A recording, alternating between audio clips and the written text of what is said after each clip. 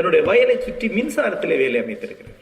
அந்த ஊரில் அனைத்து விவசாயிகள் அது செய்யக்கூடிய விஷயம் தான். ஏன்னா பன்றிகளில் இருந்தும் யானைகளில் இருந்தும் தன்னுடைய தோட்டத்தை காப்பதற்காக அதை செய்கிறார்கள். மின்சாரத்தை கடத்தக்கூடிய கம்பிகளை வைத்து ஒரு வேலி அமைப்பார்கள். அந்த வேலியை நேரடியாகவே மின்சாரத்தோட தொடர்பு கொடுத்துக் கொள்வார்கள். சட்டபூர்வமாக அப்படி அமைக்க வேண்டும் என்றால் 30 வாட்டுக்கு மேலே போகக்கூடாது. ஆனால் இவங்க அது 10ங்கிறதுனால 60 வாட்ல 100 வாட் வரைக்கும் அதில் போகும். அநேகமாக யானைகள் வந்து தொட்டு பார்க்கும், அது அதிர்ச்சி அடையும், விட்டுரும். பொதுவாக யானைகளிலிருந்து தங்களுடைய நிலத்தை பாதுகாப்பதற்கு அதை செய்யறாங்க. இது ஒரு வகையான சட்டவிரோதமான செயல். யானைகள் தொடர்ந்து இதை பார்த்து கொண்டே இருக்குன்னா அதுக்கு ஒரு பயிற்சி வந்துடுது. இது என்ன ஆகும் அப்படின்னு முதல்ல அதுக்கு புரியாது, தொட்டு தொட்டு பார்க்கும். அப்புறம் அந்த ஞானத்தை அது கடத்து. ஏன்னா யானை ரொம்ப நுட்பமான சிந்திக்கக்கூடிய ஒரு மிருகம். அதன் பிறகு ஒரு மேக்னா யானை, மேக்னா கொம்பு இல்லாத பெண் யானை, ஆண் யானை, மேக்னா யானை சொல்லுவாங்க. கொம்புல கொஞ்சம் அளவில் இன்னும் பெருசாக இருக்கும், இன்னும் கொஞ்சம் அதிக மதியூகம் கொண்ட யானை அது. அந்த மேக்னா யானை இன்னொரு யானையை கூட்டி கொண்டு வந்து ஒரு பெரிய மரத்தை முறித்து இந்த வேலி மேலே போட்டு அந்த மரம் மேலே நடந்து உள்ள வந்துருச்சு. இன்னொரு யானை உள்ள வந்துருச்சு. வந்து இவங்க சோளத்தை ஃபுல்லா சாப்பிட்டாங்க. சோளம் எல்லாம் சாப்பிட்டு முடித்த பிறகு இவங்க திரும்பி போகணும். மேக்னா யானை அந்த தடி மேலே ஏறி அந்த பக்கம் போயிடுச்சு. இன்னொரு யானை பக்கத்துல வந்த போது தவறுதலாக அந்த தடியில இருந்து இறங்கி அந்த இதை மிதித்து விட்டது, மின்சாரத்தை மிதித்து விட்டது. உடல்ல மின்சார அதிர்ச்சி ஏற்பட்டு அங்கே அந்த யானை இறந்து போய்விட்டது. இவர் அழுது புலம்பி ஓடி போய் வனத்துறையில புகார் செய்கிறார். வனத்துறையினர் வருகிறார்கள், போலீஸ் வருகிறது. 3 வழக்குகள் அவர் மேல போடப்பட்டிருக்கு. 3மே 10 வருடத்திலிருந்து 5 வருடம் 10 வருடம் தண்டனை கிடைக்கக்கூடிய கடுமையான குற்றப்பிரிவுகள் மேல் தண்டனை போட்டு அவரை சிறையில் அடைத்திருக்கிறார். நம்ம நண்பர் அவருடைய வழக்கறிஞர். இப்ப இந்த யானை மின்சாரத்தில் அதிர்ச்சியில் இறந்து போனதை பற்றி பேசிக் கொண்டிருக்கிறோம். அப்போ அந்த மின்சார அதிர்ச்சி கொடுத்த அந்த நபர் மிகுந்த குற்ற உணர்ச்சியும் வருத்தமும் கொண்டிருக்கிறார், அழறார். எங்க ஊர்ல எல்லாரும் செய்யக்கூடியதுதான் சார், யானை இதுவரைக்கும் செத்தது கிடையாது, இப்ப செத்து போச்சு அப்படிங்கிறார். கிட்டத்தட்ட தான் வீட்டில் இருக்கக்கூடிய ஒரு இறப்புக்கு நிகராக நினைக்கிறார். அந்த யானையை புதைச்சிருக்கிறார். ஆனாலும் யானை கொல்லப்பட்டது. இது ஒரு புதிய சம்பவம் கிடையாது. ஏன்னா யானை தான் இது வரைக்கும் செத்து போனது இல்லை. ஏன்னா யானையை வராது. இந்த மாதிரி ஒரு தன்னை விட அறிவில் கூடுதலான ஒரு மேக்னா யானையை நம்பின தவறுக்கு அது கொடுத்த விலை அந்த யானை. ஆனா பொதுவாக பன்றிகள், காட்டெருதுகள், சிறுத்தை புலிகள் கூட இந்த மின்சார வேலியிலே சிக்கி உயிரிழக்கக்கூடிய சம்பவம் தமிழ்நாட்டில் தொடர்ந்து நடந்துகிட்டே இருக்கு. நான் இதை எங்க சொல்றேன்னா, இதுல ஒரு குறியீட்டு தன்மை இருக்குங்கிறத சுட்டி காட்டுறேன். வேறொரு உலகத்தை சார்ந்தது, அது காட்டை சார்ந்தது, வைல்டு. அது சேரக்கூடியது மின்சாரம். இந்த குலாலம்பூரை, சிங்கப்பூரை, நியூயார்க்கை உருவாக்கி இருக்கக்கூடிய அடிப்படையான சக்தி, இந்த நூற்றாண்டுடைய எனர்ஜி அதுல மாட்டிய செத்துட்டு இருக்கு. இது ஒரு பெரிய குறியீடு மாதிரி இருக்கு. இதை பத்தி பேசிக்கொண்டிருக்கும் நண்பர் சொன்னார், தாமஸ் ஆல்வா எடிசன் மின்சாரத்தை கண்டுபிடித்த போது அந்த மின்சாரத்துடைய சக்தி அது எவ்வளவு ஆற்றல் மிகுந்தது என்பதை சோதனை மூலம் அனைவருக்கும் தெரியப்படுத்துவதற்காக, அதை விளம்பரப்படுத்துவதற்காக, அது எவ்வளவு பெரிய சக்தி என்பதை விளம்பரப்படுத்தி அதற்கு முதலீடு தேவை என்பதற்காக முதலீட்டாளர்களையும் பிரபுக்களையும் கவர்ந்து அதை ஒரு பினாமினாக மாற்றுவதற்காக ஒரு சோதனை செய்தார். அமெரிக்காவில் இருக்கக்கூடிய சிகாகோ அருங்காட்சியகத்திலே, மிருக காட்சியகத்தில் இருக்கக்கூடிய டாப்சிங்கிற ஒரு வயதான யானையை விலை கொடுத்து வாங்கினார். அந்த யானையை கொண்டு நிறுத்தி மக்கள் மத்தியிலே அதன் மேல் மின்சாரத்தை பாய்ச்சி அதை துடிக்க வைத்து கொண்டார். அந்த யானை செத்து போயிட்டு. ஒரு 2 கம்பி ஒரு யானையை கொல்ல முடியுமாங்கிற ஒரு அதிர்ச்சி மக்களுக்கு உருவாகுது. அதன் பிறகு மின்சாரத்துடைய வலிமையை மக்கள் உணர்ந்து கொண்டார்கள். அதன் பிறகு மின்சாரம் என்கிற ஒரு கருத்துக்கு பெரிய அளவு ஆதரவுகள் குவிந்தன. பணம் வந்தது. அவர் ஆராய்ச்சிகளை மேலெடுத்தார். அதற்கு பெரிய நிதியுதவிகள் வந்தன. மின்சாரம் அறிமுகமாகும் போதே யானையை கொண்ட போது அது வந்திருக்கு. சாதாரணமா யோசிக்கும் போது இரண்டு பக்கத்தில் யோசிக்கலாம். இப்ப வரும்போது நண்பர் அங்க இருக்கிறார், கிருஷ்ணன் அவர் தான். அவர் வரும்போது இந்த யானை கொன்றுவதற்கு சாதகமான நியாயங்கள் என்ன அப்படின்னு சொல்லிட்டு வந்தார். வழக்கறிஞர்கள் பொதுவாக அதை சொல்லுவாங்க. 1, அது வயதான யானை, எப்படி அது செத்து போயிருக்கும், ஒரு 5-6 வருஷத்துல அது செத்து போயிருக்கும். இவர் அதை பயன்படுத்தல, பெரிய தவறு எதுவும் கிடையாது, ஒரு நியாயம். யோசித்தா நியாயமா தான் தெரியும் உங்களுக்கு. 2, அவர் அதை விலை கொடுத்தா வாங்கியிருக்கார். அவருடைய உரிமை அது. ஒரு மிருகத்தை விலை கொடுத்து வாங்க முடியும் என்றால் அதை ஏன் கொல்லக்கூடாது? சட்டபூர்வமாக தவறு கிடையாது. 3, மின்சாரம் என்பது ஒட்டுமொத்த மனிதகுலத்துக்கு மிகப்பெரிய ஒரு விடிவை தரக்கூடிய ஒரு பெரிய விஷயம். அவ்வளவு பெரிய ஒரு விஷயத்துக்கான ஒரு தேவையை நிறைவேற்றுவதற்காக ஒரு யானையை கொண்டு ஒன்றும் பெரிய தப்பு கிடையாது. 4, மின்சாரம் கொல்லக்கூடிய அல்லது மின்சாரத்தால் அழிக்கப்படக்கூடிய ஒரு யானையை பற்றி நீங்க கவலைப்படுறீங்க. ஆனா ஒரு ஆன்டிபயோட்டிக் எத்தனை லட்சம் உயிரில கொல்லுது, பாக்டீரியா கொல்லுது. பாக்டீரியாவுக்கும் யானைக்கு என்ன பெரிய வித்தியாசம்? இது கொஞ்சம் பெருசு, அவ்வளவுதானே. அப்ப எவ்வளவு கொலை நாம் பண்ணிட்டு இருக்கோம். அதுல ஒரு கொலையா ஒரு யானை கொன்ன பேரு தப்பு. இப்படி நண்பர்களே உட்காந்து யோசித்தா ஒரு 100-200 நியாயங்களை சொல்லிட முடியும். ஒரு நீதிமன்றத்தில் அதை கன்வின்ஸ் பண்ணி விடுதலை வாங்கிட முடியும். ஒரு சாதாரண அறிவுள்ள ஒரு டீ கடையில் ஆமாம் அது பெரிய தவறுலாம் ஒன்றும் கிடையாது அப்படிம்பாங்க. ஆனா அடடா யானையை கொண்டாங்களா அப்படின்னு கேட்கக்கூடியவங்களை ஒரு 1/2 மணி நேரம் கழிஞ்சு ஆமா அங்க கொன்னது தப்பு தான் அப்படிங்கிற மாதிரி குறைச்சிக்குவாங்க. அப்படியே எல்லாத்தையும் நியாயப்படுத்தி விட முடியும். அப்படின்னா அறம்னா என்னன்னா, இவ்வளவு நியாயப்படுத்தலுக்கு பிறகும் ஒரு குரல் இல்லைங்க, அது நீங்க 1000 தான் சொல்லுங்க சார், அது எப்படி சார் அப்படின்னு ஒருத்தர் கேட்பாங்க இல்லையா, அதுதான் அறத்துடைய குரல். அது எழக்கூடிய சமுதாயம் தான் அறவுரல் ஒழிக்கக்கூடிய ஒரு குரல். அந்த குரலை எழுப்பக்கூடிய ஒன்றுதான் இலக்கியம். அந்த குரலை அது எப்படி எழுப்புறது? அது ஒரு கோஷமாக எழுப்புதா, ரொம்ப நுட்பமாக எழுப்புதா, மென்மையாக சொல்லுதாங்கிறதெல்லாம் வேற. ஆனா அடிப்படையில இந்த ஒரு விஷயம் இருக்கு.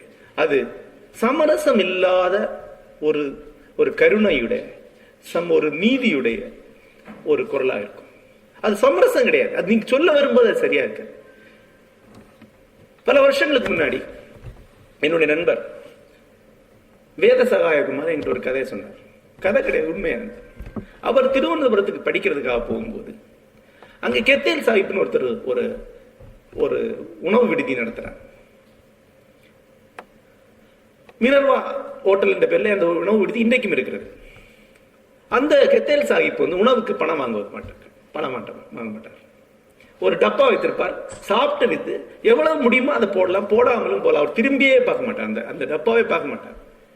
தொடர்ந்து இவர் போனபோது யார சொல்றாங்க, போடாட்டி போடாமல் கூட சாப்பிடலாம்னு சொல்றாங்க. அதுவும் முகத்தரமான அசைவ உணவு. அது பேர அவர் கேட்கறது இல்லை, அவரே ஊட்டுவார். அவரே இன்னும் 2 துண்டு எக்ஸ்ட்ரா எடுத்து வைப்பார். அவருக்கு தெரியும் உங்களோட உறவு. உங்க வயிறு நிறையலைன்னா இன்னும் கொஞ்சம் சோறு போட்டு இன்னும் கொஞ்சம் குழம்பு அவர் விடுவார். இல்ல போதும் அப்படின்னா ஒரு அடிப்பார். அடி சாப்பிட அடிப்பாரா. சின்ன பையங்களுக்கு அந்த உணவில் இருக்கக்கூடிய கொழுப்பு இந்த பகுதிகளை தனியா எடுத்து கொண்டு வந்து கொடுப்பார். இவ்வளவுக்கு பிறகு பணம் வாங்க மாட்டேன். இப்ப வேதசாயமா PhD ஆய்வு பண்ணக்கூடிய 3 வருடமும் அங்க இலவசமா தான் சாப்பிட்டிருக்காரு. ஒரு நாள் கூட இலவசமா இவன் சாப்பிட்றாங்க அவர் திரும்பியே பார்த்த கிடையாது. 3 வருடங்களுக்கு பிறகு அந்த மொத்த பணத்தையும் நான் கொண்டு போட்டேன். ஒரு வேலை கிடைத்த பிறகு ஒரு லோன் போட்டு அந்த மொத்த பணத்தை நான் கொண்டு போட்டேங்கிற உணர்ச்சிகரமா அவர் சொன்னார். இந்த அனுபவத்தை இப்படி தான் போட்டேங்கிற அனுபவத்தை அதன் பிறகு ஒரு 4-5 நாட்கள் கழிந்து ஒரு டீ கடையில பேசிட்டு இருக்கும்போது வெவ்வேறு நண்பர்கள் இருக்காங்க, யாரும் இலக்கியவாதிகள் கிடையாது. அவங்கள்ட்ட சொன்னேன். அது பிறகு இணையத்திலும் அதே குரல் எழுப்பதை கேட்டேன்.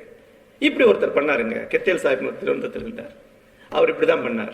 வேதசாயமார் சொன்னார், இப்படி அவர் 3 வருடங்களுக்கு மேலாக தினசரி உணவு உண்டும் கூட ஒரு நாள் கூட அதுல பணம் போட்டதில்லை. போட்டதே அவர் கவனிக்கல. அது பிறகு வேலை கிடைச்ச பிறகு போய் லோன் எடுத்துக்கிட்டு அந்த காலத்துல 16,000 ரூபாய் திருவண்ணாமலையில ஒரு வீடு கட்டக்கூடிய அளவுக்கு பணம் அதை கொண்டு அந்த உண்டியத்தில் போட்டார். அப்பவும் திரும்பி பார்க்கல. இவ்வளவு பெரிய அதை குத்தி உள்ள போறாரு நோட்டு கட்டுல. அப்போ திரும்பி பார்க்கல. அப்படி சொன்ன போது ஒவ்வொருத்தரா கேட்டாங்க, அது எப்படி அப்படி லாபகரமா நடத்த முடியும்? என்னைக்கே லாபகரம் நடத்த முடியாதுங்க. அது லாபமே கிடையாது. ஏன்னா எப்படி இருந்தாலும் 10 பேர் ஏமாத்திட்டு போவாங்க. 2வது கேள்வி, ஐயோ அப்படின்னா பிச்சைக்காரங்களா குமிஞ்சிருவாங்களா அவங்க வீட்டுக்கு? அவங்க அத்தனை பேர் சோறு போட்டு அவர் செத்து போயிட வேண்டியதானே? இன்னொரு கேள்வி, இது பிராக்டிக்கலா சாத்தியம் இல்லைங்கிற மட்டும் இல்ல, உண்மையிலே அவர் அப்படி கொடுத்திருப்பாரா? அப்புறம் ஒரு இமேஜை கிரியேட் பண்ணிருப்பாரு. அவருடைய உண்மையில அப்படி கொடுத்திருக்க வாய்ப்பு கிடையாது. 4, அப்படின்னு அது உணவு தரமா இருக்க வாய்ப்பு கிடையாது. இப்படி தர்க்கங்களா சொல்லிட்டு இருந்தாங்க.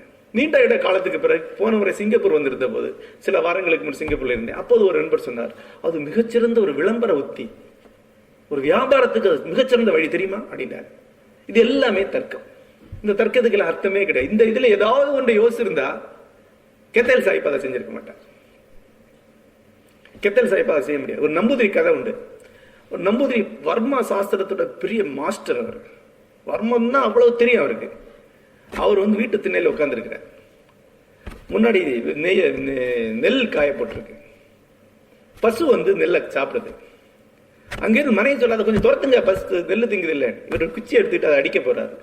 எங்க பார்த்தாலும் வர்மம், எங்க அடிச்சாலும் பசு செத்துடும். பசு செத்தா கோகத்தை பாவம் வந்துடும். சுத்தி சுத்தி வரதை பார்த்து அவங்க மனைவி ஓடி வந்து அந்த குச்சி வாங்கி ஒரு அடி அடிச்சாங்க. பசு ஓடி போச்சு. இவர் கேட்டாராம், எப்படி அந்த 2 வர்மத்தினர்களை கரெக்டா அடிச்சாரு? இவ்வளவு வர்மம் தெரிஞ்சவனால ஒரு அடி கூட அடிக்க முடியாது. நாமெல்லாம் அதே மாதிரி அறத்தை, நமக்கு எல்லா தர்க்கமும் தெரியும். ஆகவே நாம அறத்தை நம்புவது கிடையாது. எந்த அளவுக்கு நாம லாஜிக்கல் ஆகிறோமோ, எந்த அளவுக்கு நம்ம கால்குலேட் ஆகிறோமோ, எந்த அளவுக்கு நம்ம அறிவியலையும் தத்துவத்தையும் எல்லாம் படிக்கிறோமோ, சட்டத்தையும் பயில்கிறோமோ, அந்த அளவுக்கு நமக்கு அறத்தில் நம்பிக்கை கிடையாது. அற உணவுடர்கள் ஒரு வகையான முட்டாள்கள், ஒரு வகையான அசடுகள். ஒரு புது விஷயத்துக்காக ஒருத்தர் உயிரை கொடுக்குறான்னா அவன் ஒரு வகையான அசட்டுத்தனம் தான் அது. ஒரு மனிதன் தன் வாழ்நாள் முழுக்க காசே கேடு ஏறிட்டு பார்க்க வாழ்ந்து முடிந்தாருன்னா அவர் யோகின்னு சொல்லலாம். ஆனா பொது வாழ்க்கையில் அவர் ஒரு முட்டாள்னு சொல்லுவாங்க. அப்போ நான் இந்த கதையை சொல்லும் போது நூற்றுக்கணக்கானவர்கள் வந்து என்கிட்ட இது பிராக்டிக்கல் கிடையாது, இது ஒரு தொன்மம், இது இப்படி சாத்தியமே கிடையாது, யார் யாரோ வந்து சாப்பிடுவாங்க, என்னென்னமோ சொல்லிட்டே இருந்தாங்க. அப்புறம் நானும் உண்மையிலேயே அதை நம்பி அந்த கதையில எதுவுமே எழுதலை. பல வருஷங்கள், 5-6 வருஷங்கள் இது ஒரு தொன்மமா தான் எனக்கு தோணுச்சு. இதுல எனக்கு ஒரு விதமான எழுதுறதுக்கான ஒரு உந்துதல் உள்ள ஒரு விதை அதுல இல்லை உண்மையில எனக்கு. ஏன்னா என்னுடைய தர்க்கம் தான் என்ன முன்னாள். நான் கெத்தேல் சாஹிப்பை தர்க்கம் வழியாக புரிந்து கொள்வதற்கான ஒரு முயற்சியை தான் நான் எடுத்தேன். புரிந்து கொள்ள முடியவில்லை. நான் நேர்ல பார்த்தா இந்த ஆளுக்கு என்னத்துக்கு என்ன பிரச்சனை ஆக்சுவலா அப்படிதான் யோசிப்பேன். அப்படிதான் இருந்தது. அதன் பிறகு நான் இணையத்துல செயல்பட ஆரம்பித்த காலம். அது பிறகுதான் இணையத்துக்கு வரேன். நான் இணையத்துல தொடர்ந்து எனக்கு கேள்வி பதிலாக வந்துகிட்டே இருக்கும். வேற விஷயங்களை கேட்டுட்டே இருப்பாங்க. இலக்கியம், அரசியல், மதம், இந்த 3 துறைகளை தொடர்ந்து கேள்வி விளக்கங்களை சொல்லிட்டே இருப்பேன். இந்த விளக்கங்களை நான் அழிக்க நான் மேலும் மேலும் மேலும் தர்க்கபூர்வமான ஒரு ஆளாக மாறிட்டே இருந்தேன். மேலும் மேலும் லாஜிக்கலான என்னுடைய கேள்வியை பார்த்தீங்கன்னா அதுக்கு ஒரு தெளிவான வரலாற்று விளக்கம் இருக்கும். நீங்க எந்த கேள்வி கேட்டாலும் அதுக்கு வந்து தமிழ் வரலாறு சார்ந்து, இந்திய வரலாறு சார்ந்து ஒரு பெரிய விளக்கத்தை என்னால் கொடுக்க முடியும். அந்த விளக்கத்தை முன்வைக்கிறேன் நான். அப்படி வந்து இப்போ அரசியலை கேட்டேன். இன்னைக்குள்ள அரசியலை அது அந்த தொடக்கமே அப்படிதான். இன்னைக்குள்ள அரசியலை பற்றி ஒரு கேள்விக்கு நான் பதில் சொல்றேன். இன்னைக்குள்ள அரசியல் இருக்கக்கூடிய ஒரு சீர்கேடை பற்றி ஒருத்தர் கேட்கிறார். அடித்தள மக்கள் வந்து இன்னைக்குள்ள நிலைமையில் இருக்கிறாங்க. இந்த அரசியல் அதை பார்க்காம இப்படி போயிட்டு இருக்கேங்கிற ஒரு கேள்வி கேட்கும்போது அதுக்கு ஒரு நான் பதில் சொல்றேன். அந்த பதில் மிக ஒரு லாஜிக்கலான பதில். நீங்க 150 வருட வரலாற்றை எடுத்து பாருங்க. இந்த 150 வருடத்துல இவங்களோட வாழ்க்கை, இவங்களோட சிந்தனை எல்லாமே மேல அடுத்த கட்டத்துக்கு வந்து சேர்ந்திருக்கு. அப்படிதான் நீங்க பாத்தீங்கன்னா இன்றைக்கு இருக்கக்கூடிய நிலைமை மிகவும் முன்னேறின ஒரு நிலையை நீங்களால் சொல்ல முடியும். அவங்க ஒண்ணும் அப்படி இல்லை, இன்னும் அடுத்த கட்டத்தை அவங்க போக முடியும். அவங்க ஒடுக்கப்பட்ட நிலையில இருக்கிறாங்க. கொதிப்புக்கு அர்த்தம் கிடையாது. இப்படி ஒரு விதமான ஒரு பதிலை நான் எழுதுறேன். அந்த பதிலை எழுதின பிறகு அதை நான் திருப்பி படிக்கும் போது என்ன இது ஒரு அறிவுஜீவியோட பதிலா இருக்கு. நான் ஒண்ணு அப்படி கிடையாது. நான் உணர்ச்சிகரமானவன், ஒரு எழுத்தாளன். இது என்னுடைய குரல் இல்லை. பேசி பேசி பேசி நானும் இவங்கள மாதிரி சத்தம் போட ஆரம்பிச்சிட்டேன்னா என்ற எண்ணம் வந்தது. அது மிகப்பெரிய ஒரு அவநம்பிக்கையை, சோர்வை, தனிமை உணர்வை உருவாக்கிட்டு என்னவென்றால் நான் என்னுடைய அற உணர்வை எழுந்துட்டேன். மேடையில் பேசக்கூடிய மற்ற அனைத்து தத்துவ ஞானிகளைப் போல, அனைத்து அறிவுஜீவிகளை போல ஆயிட்டேங்கிற எண்ணம் எனக்கு வந்தது. அதுக்கு எனக்கு 50 வயது நெருங்கக்கூடிய காலம். அது ஒருவன் தன்னுடைய வாழ்நாளில் ஒரு 3/4 பங்கு நெருங்கும் போது அது வரைக்கும் அவனை கொண்டு வந்து சேர்த்த ஒரு உணர்வு வந்து அவன் ஒழுகி போய்விடுது. என்னுடைய முதல் சிறுகதை தொகுப்பு திசைகள் நடுவே 1991 அச்சேறும் போது அவனுடைய முன்னுரையில நான் கடைசி ஒரு வரி சொல்லியிருந்தேன். இலக்கியத்தின் ஆதாரம் அற உணர்வே என்று நான் நம்புகிறேன். அந்த அற உணர்வை தீண்டாத, தொட்டெழுப்பாத எந்த ஒரு படைப்பையும் என் இடது காலால் தீண்டி எறிய நான் தயங்க மாட்டேன். அப்படி சொல்லிட்டு தான் இலக்கியத்துக்குள்ள வர்றேன். நான் வந்து இலக்கியம் படைப்பதற்காக இல்லை, நான் அறிந்த ஒரு அறத்தை சொல்வதற்காக தான் இலக்கியத்துக்குள்ள வந்தேன். வந்த காலம் பேராசிரியர் அவர்கள் சொன்னது போல அறம் எல்லாம் அவனுக்கு தேவை கிடையாது, அதெல்லாம் வந்து போதகர்களுடைய விஷயம் என்று சொல்லக்கூடிய இலக்கிய மாஸ்டர்ஸ் வந்து தமிழகத்தை ஆண்டு கொண்டிருந்த ஒரு காலம். நவீன தத்துவ காலம், மாடர்னிசம் சொல்வார்கள். அதாவது மனிதனுடைய எதிர்காலத்தை பற்றின ஒரு அவநம்பிக்கை, மனிதனுடைய அற உணர்வை பற்றின அவநம்பிக்கை, மனிதனுடைய உணர்ச்சி நிலையை பற்றின ஒரு அவநம்பிக்கை ஓங்கி நின்ற ஒரு காலத்துல தான் நான் எழுத வந்தேன். என்கிட்ட என்னுடைய குருநாதர் அனைவரும் சொன்னாங்க, நீ அறம் பத்தி பேசுன, நீ போதனை செய்ய ஆரம்பிப்ப. அறத்தை எல்லாம் பேச வேண்டிய பொறுப்பு எழுத்தாளனுக்கு கிடையாது. மனிதனுடைய கீழ்மைகளையும் விரும்புகளையும் மட்டும் சொன்னா கூட பேரிலக்கியம் ஆயிடும். அப்ப நான் சொன்னேன், நீங்க உங்களுக்கு முன்னாள் எழுத்துக்களை படிச்சு அந்த முடிவுக்கு வந்திருக்கலாம். ஆனா எனக்கு எப்பவுமே ஒரு தெனாவட்டு, ஒரு தன்னம்பிக்கை உண்டு. எனக்கு தெரியும் என்னுடைய முன்னோடியில் யாரை விட அதிகமாக படித்தவர். நான் படித்த இலக்கியத்தை அவங்க படிச்ச கிடையாது. 25 வயதுல நான் சந்திக்கக்கூடிய இலக்கிய மாஸ்டர்னு சொல்லணும்னா சுந்தர ராமசாமி. எனக்கு அப்பவே தெரியும் சுந்தர ராமசாமியோட அதிகமாக இலக்கியம் படித்த ஆள் தான். அது படிச்சுட்டு நான் வரேன். ஏன்னா நான் என்னுடைய அம்மாவிட்ட இருந்தே இலக்கியம் தெரிந்து கொண்டு வருவேன். அப்ப நான் சொல்றேன், நீங்க வந்து காஃப்காவையோ காமியோ படிச்சிருந்த முடிவுக்கு வருவீங்க. நான் வியாசன் படிச்சிருக்கேன், நான் டால்ஸ்டாய் படிச்சிருக்கேன், டால்ஸ்டாய்ஸ்கி படிச்சிருக்கேன். அங்க இருந்து வரக்கூடிய எனக்கு அது முக்கியம்தான். நீங்க இந்த காலகட்டத்தில் இந்த சீசனுக்கு முக்கியம் இல்லைன்னு சொல்றீங்க. நான் எப்போதைக்கும் அது முக்கியம்னு சொல்றேன். சீசனுக்கு முக்கியம் இல்லைன்னா வேண்டாம். என்னோட ஒரு கதையை படிச்சு சுந்தரராமன் கேட்டார், இது காஃப்கா கதையை வச்சு முன்னாடி நிற்குமா அப்படின்னு கேட்டார். நான் சொன்னேன், காஃப்கா என் முன்னாடி நிற்க மாட்டேன், நான் நிற்பேன் அப்படின்னு. அந்த தன்னம்பிக்கை எனக்கு இருந்தது. அந்த தன்னம்பிக்கையோடு நான் எழுத வந்தேன். அடிப்படையில் நான் எழுத வந்த உணர்ச்சிங்கிறது வந்து சார்ந்த உணர்ச்சி தான். இல்லைன்னா எழுதிய அர்த்தம் கிடையாது. மனிதனுடைய கீழ்மையை தெரியாத மனித உலகத்தில் இருக்கானா என்ன? மனித மனத்துக்குள்ள இருட்டு நிறைஞ்சிருக்குன்னு தெரியாத ஒரு மனுஷன் உலகத்தில் உண்டா என்ன? ஒரு கனவு கண்டவனுக்கு தெரியுமே தன்னோட ஆழம் என்னவென்று. அதை திருப்பி இலக்கியமா படைச்சு அவங்ககிட்டே கொடுத்து, நம்ம ஊர்ல சொல்லுவாங்க பண்டி விட்டைய வந்து பண்டிகை சாப்பிட கொடுக்குற மாதிரின்னு சொல்றாங்க. அது எதுக்கு? அது எனக்கு நம்பிக்கை கிடையாது.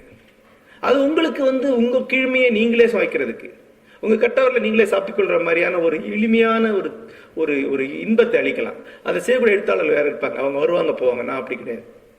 ஆனா அந்த உணர்வோட எழுத வந்த நான் என்னுடைய தர்க்க புத்தியாலும் என்னுடைய தத்துவத்தாலும் என்னுடைய வரலாற்று பிரஜையால் இந்த இடத்துக்கு வந்து சேர்ந்து விட்டேன். ஒரு பெரிய ஒரு குழப்பம் தயக்கம் என 1 மாதத்துக்கு மேல அலைக்கழித்த ஒரு காலம் இருக்கு. ஒரு கட்டத்தில் இன்னுமே புனைவு எழுத்துக்களை எழுத வேண்டாங்கிற எண்ணத்துக்கு கூட வந்தேன். புனைவு எழுத்துக்களை எழுதலைன்னா என்ன நடக்குதுன்னா, நான் மகிழ்ச்சியா இருக்கக்கூடியது குறையும். நான் எப்போதுமே மிக உச்சகட்ட உணர்ச்சி கட்ட நிலையில, மிக உச்சகட்ட பரவச நிலையில் இருக்கிறது நான் எழுதும்போது தான், கதைகளை எழுதும்போது தான். கட்டுரைகள் எல்லாம் நான் இடது கையால் எழுதிடுவேன். சர்வசாதாரண ஒரு நாளை காலையில் இருந்து சொல்லி கட்டுரை எழுத முடியும். ஆனா கதை எழுதக்கூடிய நேரத்தில் நான் வேறொரு வாழ்க்கையில போறேன். நான் வாழ்ந்திருக்க வாழ்க்கையோட மேலான ஒழுங்குபடுத்தப்பட்ட ஒரு வாழ்க்கையை வாழ்றேன். அந்த வாழ்க்கைக்கு என்னால் வாழ முடியாது அப்படின்னு சொல்ல. அப்ப இனிமே நான் எழுத முடியாதா? ஒரு சாதாரண ஜெயமோகனா தான் இருக்கணுமா? எழுதும் போது உருவாகி வரக்கூடிய ஒரு பெரிய ஒளிமிக்க ஒரு ஜெயமோகனா நான் இருக்க முடியாதா? அவ்வளவுதான், முடிஞ்சு போச்சாங்கிற எண்ணம் எனக்கு வருது. அது ஒரு பெரிய சோர்வை, தனிமையை உருவாக்குறது. அப்படி இருக்கும்போது ஒரு எழுத்தாளனுடைய வீழ்ச்சி சம்பந்தமான கனவுகளா எனக்கு வந்துட்டு இருக்கு. ஒரு எழுத்தாளன் எழுத்துல நிறுத்துறத பத்தி. அப்பதான் எம்.இ. வெங்கட்ராம் ஒரு தமிழின் முக்கியமான ஒரு எழுத்தாளர், மணிக்கொடி காலத்தை சேர்ந்தவர், தேனிங்கிற பத்திரிகை நடத்தியிருக்கிறார். காதுகள்ங்கிற ஒரு நாவலுக்காக சாகித்ய அகாடமி விருது வாங்கினவர். அவரை நான் போய் சந்தித்திருக்கேன். என்னுடைய மனைவியுடைய சித்தப்பா கலியமூர்த்தி அவர்கள் இந்த எம்.இ. வெங்கட்ராமுடைய ஒரு அணுக்க தொண்டர் போல. அவருக்கு காது கேட்காது, சரியா காது கேட்காது, கொஞ்சமா கேட்கும். இயர் வச்சுக்கிட்டா கொஞ்சம் கேட்கும். கலியமூர்த்தி கிட்டத்தட்ட ஒரு ஆசிரியராக இருந்தவர், வெடித்து பேசுவார். இங்க பேசினார்னா அங்கெல்லாம் சோரெல்லாம் அதிரும். இப்போ அவர் பேசினா மட்டும் தான் கேட்கும். அப்போ கலியமூர்த்தி நாம பேசினா அவர் அவர்கிட்ட சொல்லுவார், அவர் கேட்டு திருப்பி சொல்லுவார். இப்படிதான் அந்த உரையாடல் நடக்கும். இப்போ நான் கும்பகோணத்தில் போய் ஒரு 3-4 முறை அவரை சந்தித்திருக்கிறேன். 2 கதைகள் அவரை பற்றி முன்னாடி எழுதியிருக்கிறேன். ஏறும் இறையும் ஒரு கதையில் வரக்கூடிய ஒரு இசை வல்லுநரான ஒரு எழுத்தாளர் அவரும் எம்.இ. வெங்கட்ராம் தான். இப்போ எம்.இ. வெங்கட்ராமை பார்க்கும்போது எம்.இ. வெங்கட்ராம் மிகுந்த பெரும் கனவோட இலக்கியத்துக்கு வந்தவர். அதன் பிறகு என்ன ஆச்சு அப்படின்னு அவர் சொன்னார். அதன் பிறகு அவருடைய வியாபாரம் படுத்துருச்சு. வியாபாரம் படுத்த உடனே அவருக்கு வேற எந்த தொழிலும் தெரியாது. குழந்தை குட்டியோட நடுத்தரவில் நிற்கிறார். இவங்களை ஆளாக்கணுங்கிற எண்ணம் அவருக்கு வருது. ஆகவே அவர் என்ன பண்றார், ஒரு பதிப்பகத்துக்குள்ள போய் தன்னை விற்றுக்கொண்டு அந்த பதிப்பை கொடுக்குற அவ்வளவு வேலையும் செய்ய ஆரம்பிக்கிறார், எழுத ஆரம்பிக்கிறார். எழுதுனா இரவு பகலான எழுத்து, கையெல்லாம் வீங்கி ஆமை மாதிரி ஆகும் அப்படிங்கிறார். 250க்கும் மேற்பட்ட புத்தகங்கள் எழுதியிருக்கிறார். ஒரு மாசத்துக்கு 2 புத்தகம் வரைக்கும் எழுதுவார். ஒரு நாளைக்கு 6 மணி நேரம் எழுதுவார். ஆனா எல்லாமே வாழ்க்கை வரலாறுகள், எல்லாமே எங்கேயோ ஒரு புத்தகத்தை படிப்பார், அந்த தழுவி அப்படியே எழுதுறாரு. ஏன்னா இன்ஸ்பிரேஷன் கிடையாது, படைப்புக்காக எழுதுறாரு. என்னென்ன எழுதியிருக்கிறார், ஆங்கிலத்தில் கூட சாதாரணமான கீழ்த்தர நாவல்களை எழுதுறார். இப்படி எழுதி தள்ளிட்டு இருக்காரு. இப்படி தள்ளி 25 வருஷம் எழுதியிருக்கிறார். அதுக்கப்புறம் எழுத்த நிப்பாட்டிட்டார். அந்த பிள்ளைங்கள்லாம் படிச்சு வேலைக்கு போகணும்னு நிப்பாட்டி சும்மா இருக்க ஆரம்பிச்சார். ஒரு 10 வருஷம் சும்மா இருக்கிறார். அப்ப அவர் சொல்றாரு, இந்த 10 வருஷம் சும்மா தானே இருந்தீங்க சார், அப்ப நீங்க இலக்கியம் எழுதியிருக்கலாமே நான் கேட்டேன். சரி, உங்களுக்கு வறுமை, உங்களால் எழுத முடியல, இலக்கியம் எழுத முடியல, ஆகவே நீங்க ஒரு 22 வருஷம் ஒண்ணுமே எழுதல, என்ன குப்பையில எழுதினீங்க, சரி. ஆனா 10 வருஷம் உங்க பையன் வேலைக்கு போயாச்சு, அப்ப நீங்க வீட்டுல சும்மா தான் இருக்கிறீங்க. அந்த 10 வருஷம் நீங்க ஒண்ணுமே எழுதல, அந்த 10 வருஷம் நீங்க சும்மா சாதாரண சாப்பிட்டுட்டு பேசிக்கிட்டு டிவி பார்த்துட்டு உட்காந்துருக்கீங்க, அப்ப எழுதிருக்கலாமேன்னு கேட்டேன். அதுக்கு அவர் சொல்றார், 20 வருஷம் மொழியை அற்பமான விஷயங்களுக்கு பயன்படுத்த வருவதனால திருப்பி இலக்கியம் எழுத முடியாது. அங்க வச்சா அது வரல, ஏன்னா அந்த மொழி அதனுடைய கூர்மை இழந்துருச்சு. நீங்க எதுக்கு பயன்படுத்துறீங்கன்னு முக்கியமானது மொழியை. மொழியை ஒரு சாதாரணமா பயன்படுத்துறதாலே அதனுடைய எல்லா அழகுகளையும் துன்பங்களை எழுந்து தட்டையா கிடக்கு. நான் 100 கணக்கு மேல கதையில இருக்கேன் அப்படிங்கிற அந்த காலகட்டத்தில் எழுதி படிச்சு பார்த்தா எனக்கே கூச்சமா இருக்கும். சரி, அதை தான் பொழப்புக்கு எழுதுறேன், இதை எதுக்கு பப்ளிஷ் பண்ணி கிழிச்சு போட்டுருவேன், நான் எழுத முடியல. அதுக்கு மேல ஒண்ணு சொன்னார், அதான் முக்கியமான வரி. ஒரு எழுத்தாளன் அவனுக்குள்ள செயல்படக்கூடிய ஒரு அறத்துக்காக தான் எழுதுறான். அது அல்லாத ஒண்ணு அதிகமா எழுதுனீங்கன்னா அந்த அறம் மழுங்கி போயிடும். அதுக்கப்புறம் நீங்க எழுதுறதுக்கான நோக்கம் இல்லாம ஆயிடும். எழுத்துக்காக எழுதுறேன்னு கேட்டா சும்மா எழுதுறேன்னு சொல்ல முடியுமா என்ன? எதை சொல்றதுக்காக எழுதுவோம், ஏதோ ஒன்றுக்காக தான் எழுத்தாளன், அந்த ஒன்று இல்லாம ஆயிடுது. எழுத்துங்கிறது வெறும் ஒரு எந்திரத்தனமான எழுத்தாயிடுது. அதான் நான் தொடர்ந்து எழுதல, எழுத்த விட்டுட்டேன். என்ன அவர் சொன்னார், எனக்கு மிகுந்த ஒரு திறப்பா இருந்தது. ஒரு தவறான விஷயத்துக்காக, அதாவது ஒரு எழுத்தாளர், ஒரு தீவிரமான அனல் உள்ள எழுத்தாளர் ஒரு 15 துப்பறி நாவல் எழுதினான், அதன் பிறகு அவரால் திருப்பி எழுத முடியாது. துப்பறி நாவல் அந்த அறம் இருக்காது, திருப்பி அறமுட உள்ள ஒரு படைப்பு எழுத முடியாது, எழுந்துரும். இதுதான்.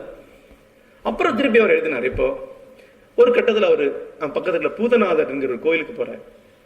அப்ப கோயிலுக்கு போகும்போது அவருடைய காதுக்குள்ள திரும்பு அப்படின்னு ஒரு குரல் கேட்குது. திரும்பி பார்க்கிறார், யாரும் இல்லை. அப்புறம் அந்த குரல் பேச ஆரம்பிக்குது, அவர் கேட்க ஆரம்பிக்கிறார்.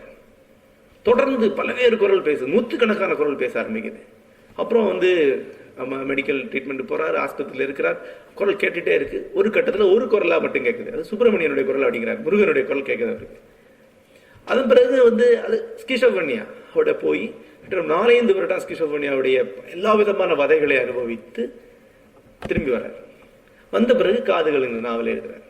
அந்த நாவல் தொடக்கத்துல மகாலிங்கத்துடைய காது கேட்காம ஆயிடும், வேற குரல் கேட்க ஆரம்பிக்கும். இதுதான் நாவல் ஆரம்பிக்குது. அதன் பிறகு எழுத முடியுது. ஏன்னா இந்த ஸ்கிசோஃப்ரெனியாங்கிறது ஒரு ஹோஸ் பைப் வச்சு தண்ணி அடிச்சு கழுவிட்ட மாதிரி அவர்கிட்ட இருக்கிற அந்த பழைய மொழி அடிச்சு தள்ளிடுச்சு, காலி ஆயிட்டு. புது எம்.இ. வெங்கட்ராமன் வந்தாச்சு, புதுசா எழுதினார்.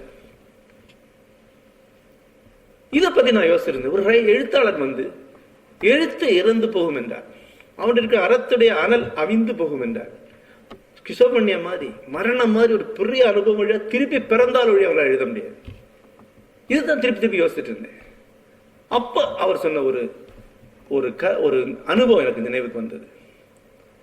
அவர் ஒரு பதிப்பாளருக்கு 100 புத்தகங்கள் எழுதி கொடுக்கிறார். 100 புத்தகங்கள் எல்லாமே அன்றைக்கு தான் இந்தியாவுக்கு சுதந்திரம் கிடைக்கக்கூடிய ஒரு காலம். அப்போ எல்லா பள்ளிக்கூடத்திலையும் எல்லா நூலகங்கள்லையும் தேச தலைவர்கள், அறிவியல் தலைவர், அறிஞர்களை பற்றின முக்கியமான வாழ்க்கை வரலாறு புத்தகமா இருக்குன்னு சொல்றாங்க. எல்லாமே 100 பக்கம் இருக்கணும். ஒரு 8ஆம் கிளாஸ் குழந்தை படிக்கிற அளவுக்கு, கோகலே, நேரு, எல்லாரும் பத்தியும். அப்ப தமிழுக்கு அப்படி 150-200 புத்தகம் தேவைப்படுது. அந்த பதிப்பாளர் சொல்றாரு, அவ்வளோத்தையும் நான் பதிப்பிக்க போறேன், எனக்கு எழுதணும் அப்படின்னு சொல்ல, எல்லாத்தையும் நான் எழுதி கொடுக்குறேன் அப்படிங்கிறார். ஏன்னா அவருக்கு குழப்ப வழி இல்லை. தினசரி காலையில் 100 புத்தகம் எழுதி கொடுக்குறேன். அதுல இருந்து குறைந்த வருஷம் அந்த 100 புத்தகத்துக்கு ஒரு புத்தகத்துக்கு இவ்வளவு ரூபாய் தான் அன்றைக்கு ஒரு பெரிய தொகையை அவர் பேசுறாரு. அவங்க ஒத்துக்கிறாங்க. ஏன்னா அன்னைக்கு அந்த பெரிய தொகை இல்லை. ஆனா ஒரு புத்தகம் பார்த்தா ரொம்ப குறைவான தொகை, 100 புத்தகமா பார்க்கும்போது பெரிய தொகை. அன்னைக்கு 500 ரூபாய் நினைக்கிறேன், 500 ரூபாய் 300 ரூபாய் என்னதான் 5000 ரூபாய் கிடைக்குதா இருக்கு. அந்த 5000 10,000 அந்த மாதிரி இருக்கு. அதை வைத்து அந்த பொண்ணு கல்யாணம் பண்ணணும்னு நினைக்கிறாங்க. ஆகவே மிக குறைவான பணத்தை மட்டுமே வாங்கி தன்னுடைய அன்றாட வாழ்க்கையை செலவழித்துக் கொண்டிருக்கிறார். மிச்சம் அந்த பதிப்பாளர்கிட்ட நின்று இருக்கு. எழுதி முடித்தோட அந்த பணத்தை கேட்கிறார். அப்பதான் பதிப்பாளர் தொகையை பார்த்தா அவ்வளவு பெரிய தொகையா இருக்கு. எழுதுறதுக்கு இவ்வளவு பணம் அதெல்லாம் கொடுக்க முடியாது. ஐயா உங்க கூட கொடுக்க வச்சுன்னு சொன்னேன், அது எப்படி சும்மா கேட்டா முடியும், அதை கொடுக்க மாட்டேன். அது ஒரு பெரிய ஒரு நாடகம். இதுல அவர் சொன்னது என்னென்றால், அவர் அந்த கடை முன்னாடியே ஒரு ராத்திரி முழுக்க உட்காந்து அழுகிறார். அவன் கொடுக்க மாட்டேன்றான். திடீர்னு எழுதி போய் அந்த பதிப்பாளருடைய வீட்டுக்கு போய் ஒரு அறம் பாடக்கூடிய பாடல் ஒன்று எழுதுறார். அறம் பாடக்கூடிய பாடல். அறம் பாடல் உங்களுக்கு தெரியும். ஒருத்தர் சாபம் போட்டு நீ அழிந்து போக சொல்லக்கூடிய பாடல். உனக்கு அறம் அழிவாக வரட்டும், அறம் கூற்றாக அமையட்டும், அப்படின்னு சாபம் போடக்கூடிய ஒரு வரி. அதை எழுதுறாரு. எழுதி அவர் வீட்டில் ஒட்டிட்டு வந்துடுறாரு. அவங்க வீட்டில இருந்து அவங்க ஆச்சி மனைவி, செட்டியாருடைய மனைவி வந்து கிளம்பி வந்து தன்னுடைய கணவன்கிட்ட சொல்லி அந்த பணத்தை வாங்கி கொடுத்தாங்க. அதை வச்சுதான் நான் வந்து என் பொண்ணு கல்யாணம் பண்ணி ஒரு நிறுவனம் சொன்னேன். அப்போ அது வந்து எனக்கு ஒரு பெரிய தூண்டுதலாக அமைந்தது. ரெண்டு இது. ஒன்று, எல்லாவற்றையும் கைவிட்ட ஒருவனுக்கு, கடவுளை விட கைவிட்ட ஒருத்தனுக்கு அறம் ஒன்று கடவுளாக வர முடியும். கடவுள்கிட்ட போய் கேட்க முடியல, நீதிமன்றத்துக்கு போக முடியாது, பொதுமக்கள்கிட்ட போக முடியாது. ஆனா அறம், தன்னுடைய சொல்லில் வாழக்கூடிய ஒரு அறத்திட்ட இது நியாயமான அவனால் கேட்க முடியும். அது வந்து பதில் சொல்லுது. ரெண்டு, அந்த அறம் வந்து நிற்கும் போது அதுக்கு பதில் சொல்றதுக்கு இந்த பக்கம் ஒரு கிரகலட்சுமி சொல்லக்கூடிய குடும்பத்துடைய விளக்குன்னு சொல்லக்கூடிய இன்னொரு அறத்துடைய குரல் வர முடியும். அறம் அறத்துடன் உரையாட முடியும். இந்த அனுபவத்தை தான் முதல் கதையா எழுதினேன். அதுதான் அறம்ங்கிற பேர்ல என்னுடைய இணையதளத்தில் வந்தது. 2011 ஜனவரின்னு நினைக்கிறேன் இல்லையா, அந்த கதை வந்தது. தொடர்ந்து அந்த கதை எழுதி முடித்து, அது கிட்டத்தட்ட அச்சிலே 20 பக்கம் வரக்கூடிய ஒரு குறுநாவல் அளவுக்கான கதை. அதாவது ஒரு இரவு முழுக்க எழுதி காலையில் எழுந்து போய் ஒரு டீ குடிச்சிட்டு வந்து திருப்பி தொடர்ந்து எழுதினதுதான் சோற்று கணக்குங்கிற கதை. அதுதான் கெத்தேல் சாஹிப் இருந்த கதை. அந்த கதை முடிஞ்சு ஒரு நாளை தூங்கி ஒரு வாக்கிங் போயிட்டு வந்து உடனடியே தொடர்ந்து அடுத்த கதை எழுதினேன். அப்படி தொடர்ச்சியா இந்த அறம்ங்கிற தொகுப்புல 12 கதைகளை எழுதினேன். உண்மையில 14 கதைகள். அந்த 3 கதைகள் 2 கதைகள் இப்போது வெண்கடல்ங்க தொகுப்புல இருக்கு. 12 கதை மட்டும் இதுல இருக்கு. 14 கதையில தொடர்ச்சியா எழுதி முடித்தேன். எல்லாத்துடைய ஊடுபாக இருக்கக்கூடிய அடிப்படை சரடுங்கிறது மனித அறம்ங்கிற என்ன, அது எதுவுமே இந்த 12 கதைகள் எல்லா கதாநாயகர்களும் உண்மையாக வாழ்ந்தவர்கள், யாருமே கற்பனையான மனிதர்கள் கிடையாது. எங்கோ வாழ்ந்த மனிதனுடைய வாழ்க்கையிலிருந்து எடுத்துக்கிட்டேன். அதுக்கு நம்பிக்கையான அம்சம் என்னவென்றால், அந்த கெத்தேல் சாஹிப் கதை வெளிவரும்போது ஒரு பக்கம் இந்த கேள்வியில் வந்துட்டே இருந்தது, கெத்தேல் சாஹிப் எப்படி இந்த ஹோட்டலை வெற்றிகரமாக நடத்த முடிஞ்சது? அது 30 வருஷம் நடத்தினாங்களே, அப்ப சாப்பிட்டு அவரை அழிச்சிருப்பாங்களே, அப்ப அவர் பிச்சைக்காரரை துரத்தி விட்டாரா? அவரை பொருட்களை அவர் மலிவா வாங்கி ரீயூஸ் பண்ணாரா? அல்லது வேற ஏதாவது முதல்ல அவருக்கு வருமானம் இப்படிலாம் கேட்டுட்டே ஒரு கடிதம் இருந்தபோது, இன்னொரு பக்கம் தினசரி 2 பேர் 3 பேர் இதே போல இப்போது உணவளித்துக் கொண்டிருக்கக்கூடிய வாழும் கெத்தேல் சாஹிப்களை பத்தி செய்திகளா வந்து கொண்டிருந்தது. ஆனா அவர் ஒரு அபூர்வமான ஆள் இல்ல, என்றைக்கே இருந்த ஒரு புராண கதாபாத்திரம் இல்ல, இன்றைக்கு இருக்கக்கூடிய ஒருவர். ஏன் நாளைக்கு கூட ஒரு செய்தி வருது என்னுடைய இணையதளத்துல, இன்னொரு கெத்தேல் சாஹிப்னு ஒருத்தர் ஒரு எழுதி அனுப்பியிருக்கிறார். அவர் வந்து இந்த ரயில் நிலையம் இருக்கு ஜோலார்பேட்டை, ரயில் நிலையத்துக்கு முன்னாடி ஒருத்தர் ஹோட்டல் நடத்துறார். அதுல எழுதி வச்சிருக்கிறார், பிச்சைக்காரர்கள் பணம் இல்லாதவர்களுக்கு இலவசம். 20 வருடங்களா ஒரு ஹோட்டல் நடத்தி இருக்கிறார். அவர் சாப்பிட்டு கும்பிட்டா போதும், போயிட்டாங்க. கும்பிட்டா அதுக்கு என்ன அர்த்தம்னா மனம் இல்லை, அவ்வளவுதான். கேட்கிறாரு, என்ன உங்களுக்கு நஷ்டம் வரலையான்னு? ஒன்னும் வரலைங்க. என்ன ஒருத்தர் வயிறு நிறையதுக்கு என்ன ஆயிட போகுது? 1 ரூபா 2 ரூபா ஆகும், அவ்வளவுதான். நான் 20 வருஷமா நடத்திட்டு இருக்கேன். என் முண்டாட்டி அதுல ஒத்துக்கிறாரு, ஒரு பிரச்சனை இல்லை. ஒரு நாளைக்கு சராசரி 100 இல்ல 75 பேர் சாப்பிட்றாங்க இலவசமா. ஒரு 300 பேர் பணம் கொடுத்து சாப்பிட்றாங்க. ஒரு லாபத்தில் ஒரு சின்ன பகுதி இப்ப என்ன அப்படிங்கிறாரு. அப்ப கெத்தேல் சாஹிப் கண் முன்னால் இருக்கிறார். எனக்கு கடிதங்கள் எழுதின நண்பர்கள், இப்படிப்பட்ட மாமனிதர்கள் ஏன் இன்று இல்லாமல் போய்விட்டார்கள், இப்படிலாம் கடிதங்கள் வந்திருக்கு. ஒவ்வொருத்தருக்கும் நான் சொல்லுவேன், மாமனிதர் இருக்கிறாங்க, நீங்க எப்படி அடையாளம் கண்டுபிடிக்க முடியும்? நீங்க உங்களுக்குள்ள ஒரு சின்ன கெத்தேல் சாஹிப் இருந்தாதான் அந்த கெத்தேல் சாஹிப் கண்ணுக்கு படுவார். இல்லைன்னா அவர் ஒரு மடையனாக அவன் கண்ணுக்கு படுவார். யாரோ ஒருத்தர் சொல்லுவதற்கு இன்னொருத்தருடைய மகத்துவம் கண்ணுக்கு படுறதில்லை. நீங்க உங்களுடைய ஊர்லயே ஒருத்தர் இருப்பார், உங்களுக்கு தெரியாம இருக்கும். ஆனா அந்த கெத்தேல் சாஹிப் கதை வந்த பிறகு தமிழகத்துல அனைத்து நகரங்கள்லயும் இப்படி 1-2 பேர் இருக்காங்க, சாப்பாடு போட்டு இருக்காங்க. சென்னையில வந்து ஒரு அம்மா வந்து இட்லிக்கு விற்கக்கூடிய அம்மா தினசரி 100 பேருக்கு மேல அவங்கள்ட்ட இலவசமா சாப்பிடுறாங்க. அவர் அந்த சொல்லாங்க, இல்லைன்னு சொல்லிட்டாங்க. அப்புறம் கேட்கறது இல்லை, அவர் 100ல இருந்து 75 வரைக்கும் ஆகும் அப்படிங்கிறாங்க. வேலை இல்லாத நாட்கள்ல 300 ஆயிடும் அப்படிங்கிறாங்க. ஆனா இன்னைக்கு இருக்கவங்க நஷ்டம் வந்த கிடையாது. ஆக வந்து அந்த ஒரு பெரிய நம்பிக்கையை இந்த படைப்புகள் மீட்டு கொடுத்தன. இது வாழக்கூடிய ஒரு விஷயம். அப்ப திருப்பி அந்த தர்க்கத்துக்குள்ள போறேன். இந்த தர்க்கம் அவ்வளவு இந்த பக்கம் நிக்குது. எனக்கு தெரியும் அறம் என்று ஒன்று கிடையாது. அதெல்லாம் வந்து பேரறம் சிற்றறம் அது இதுன்னு என்னென்னமோ பேசக்கூடிய அனைத்து வார்த்தைகள் எனக்கு தெரியும். என்கிட்ட வார்த்தையை சொல்லக்கூடியவங்க நான் தான் சொல்லுவேன். அது ஒரு எளிய எழுத்தாளனை மிரட்டுறதுக்காக நீ போய் சொல்லு, விமர்சனத்தை சொல்லுவேன். ஏதோ தனக்கு தெரிஞ்ச ஒரு அர்த்தம் எழுதக்கூடிய போய் அறவெல்லாம் ஒண்ணும் கிடையாது இலக்கியத்தில் அப்படின்னு நீ சொல்லு. அது என்கிட்ட சொல்லக்கூடாது. என் தலைமுறையில மாபெரும் எழுத்தாளர் தான், எனக்கு தெரியும். நீ உனக்கு தெரிஞ்ச விட அதிகமான தாக்கம் எனக்கு தெரியும். நீ இப்ப சொல்ல விட 100 மடங்கு தருக்கு நான் சொல்லுவேன். அதுக்கு மேல நின்று நான் சொல்றேன். அறம் இன்னும் வாழும். அதுதான் இந்த கதைகளுடைய சாராம்சமான விஷயம் நினைக்கிறேன். அந்த தரிசனத்தை வந்து அடைந்ததுக்கு ஒரு பயணம் இருக்கு. அந்த பயணம் என்ன ஒரு புதிய இடத்துக்கு கொண்டு வந்து சேர்த்தது. அது என்ன வேண்டாம், ஆசாபாசங்களை எழுதக்கூடியதா எழுத்தாளருடைய ஒரு எளிமையான வழியா இருக்கு. அதுக்கு அப்பால் எழுத்து போக முடியுமா? பெரிய சந்நிதியில் போய் நிற்க முடியுமா? அப்படி பார்க்கும்போது எனக்கு நான் என்னுடைய கடந்த 25 வருடங்களில் உலக இலக்கியத்தில் சாரமான பகுதின்னு சொல்லக்கூடிய அனைத்தையுமே படித்திருக்கிறேன். தொடர்ந்து படிக்க படிக்க படிக்க பல விஷயங்கள் சிறிதாகி கொண்டே வரும். நிறைய படிக்கும்போது குறைவான எழுத்தாளர் அவங்க கையில் நிற்பாங்க, மிச்செல்லாம் போயிடும். நிறைய பேர் சொல்லுவாங்க, குறைவான படித்தவர்கள் தான் அதிகமான எழுத்தாளருடைய பேரை சொல்லுவாங்க. அதிகமாக படிக்கிறவங்க ரொம்ப குறைவான எழுத்தாளர் பேரை தான் சொல்லுவாங்க. நீங்க நவீன இலக்கியம் படிக்க படிக்க படிக்க நவீன எழுத்தாளர்கள் கணிசமான எழுத்தாளர் உங்க விட்டு உங்ககிட்ட விழுதுட்டு போவாங்க. கடைசியில டால்ஸ்டாய்ஸ்கியை மட்டும்தான் எஞ்சுவாங்க. கடைசியில் டால்ஸ்டாய் தான் எஞ்சினார். அதை விட கடைசியில வியாசன் எஞ்சினார். சம்ஸ்கிருதத்தில் ஒரு சொல் உண்டு, வியாசோச்சிஷ்டம் ஜெகத் சர்வம். வியாசன் சொன்னதின் எச்சம் தான் உலகத்தில் அனைத்து ஞானமும் என்று. உச்சிஷ்டம்னா எச்சில். வியாசன்கிட்ட நான் போறேன். கிட்டத்தட்ட 25 வருடங்களுக்கு முன்னால், 30 வருடம் நான் எழுத்தாளர்னு ஆறதுக்கு முன்னாடி அப்படி ஒரு கனவு எனக்கு இருந்தது. நான் 30 வருடங்களுக்கு முன்னால இவரை போய் பார்க்குறேன். பி.கே. பாலகிருஷ்ணங்கிற மலையாளத்தில் முக்கியமான எழுத்தாளர், என்னுடைய ஆசிரியர் தகுதியை கொண்டவர். அவரோட போய் பார்க்குறேன். அவரை பார்க்கும்போது அவர் அன்றைக்கு இனி நான் உறங்கட்டே, இனி நான் உறங்கலாமாங்கிற பேரில் தமிழில் வந்திருக்கு. அந்த நூலை எழுதியிருக்கிறார். அந்த நூலை படித்துட்டு அவர்கிட்ட பேசும்போது இதை விட அப்போ நான் சொன்னேன், நீங்க கர்ணனுடைய இந்த கதாபாத்திரத்துடைய ஒரு மாபெரும் ஒரு உணர்ச்சி கொந்தளிப்பை, அவனுடைய சிக்கலை எழுத முடிஞ்சிருக்கு. ஆனா கர்ணன் மகாபாரதங்கிற கடல்ல இருக்கக்கூடிய ஒரு கொப்பளை மட்டும்தான். இன்னும் எவ்வளவு இருக்க? அவர் சொன்னார், ஆயுசும் கற்பனையும் இந்த ஒரு புக்குக்கே எனக்கு செலவாயிட்டு அப்படின்னா. இப்ப அன்றைக்கு இருந்த ஒரு வேகத்துல இந்த மாதிரி பல மடங்கு எழுத முடியுங்கிற எண்ணம் எனக்கு வந்தது. அன்றைக்கே மகாபாரத்தை ஒட்டி ஒரு பெரிய விஷயத்தை எழுதணுங்கிற எண்ணம் எனக்கு இருந்தது. அதை சொல்லியிருக்கேன் நிறைய.